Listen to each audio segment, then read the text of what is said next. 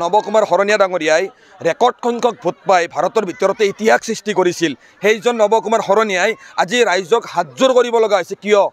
কাৰণ নৱকুমাৰ শৰণীয়া ডাঙৰীয়া AVMC হওক, আক্ৰাছ হওক, আমচু হওক বা বিভিন্ন জাতি জনগোষ্ঠীয় দল সংগঠনে এই BTC অঞ্চলৰ ৩২ লাখ জনগণৰ ৰাজনৈতিক অধিকাৰৰ সংগ্ৰামৰ প্ৰতীক হিচাপে তেখেতক ২০১৪ চনক নিৰ্বাচন কৰি লোকসভালৈ প্ৰেৰণ কৰিছিল।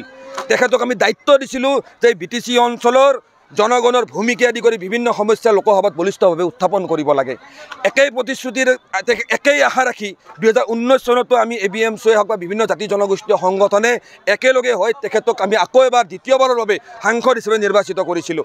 কিন্তু প্ৰমোদ বড়ো ডাঙৰীয়াই লজ্জাজনকভাৱে বৰ্তমান সময়ত বিজেপিৰ ওচৰত আত্মসমৰ্পণ কৰি এই BTC অঞ্চলৰ ৩২ লাখ জনগণে তেখেতৰ ওপৰত যি গধুৰ দায়িত্ব অৰ্পণ কৰিছিল, সেই দায়িত্বৰ পৰা পিঠি দিয়া ইতিমধ্যে জনগণৰ এই দৃষ্টিগোচৰ হৈছে, যাৰ বিনিময়ত আজি নৱকুমাৰ শৰণীয়া ডাঙৰীয়াক ৰাইজে প্ৰত্যাখ্যান কৰিছে। আজি আমি স্পষ্টভাৱে প্ৰমোদ বড়ো আজি নৱকুমাৰ শৰণীয়া ডাঙৰীয়াক আমি এইখিনি কথা মনত পেলাই দিব বিচাৰিছোঁ। তেখেতক আমি এটা কথা দৃষ্টিগোচৰ কৰাব বিচাৰিছোঁ যে আজিৰ বৰ্তমানৰ যিখন BTC চৰকাৰ, এই চৰকাৰখনে BTCৰ পৰা প্ৰায় ৫ শতাধিক অজনজাতি পৰিয়ালক উচ্ছেদৰ জাননী দিছে। কিন্তু লজ্জাজনকভাৱে নৱকুমাৰ শৰণীয়াৰ যিটো ৰাজনৈতিক দল GSP বা তেখেতৰ এজন MCLA আজিৰ তাৰিখতো কিন্তু BTCত EM হৈ আছে, চৰকাৰৰ সৈতে আছে।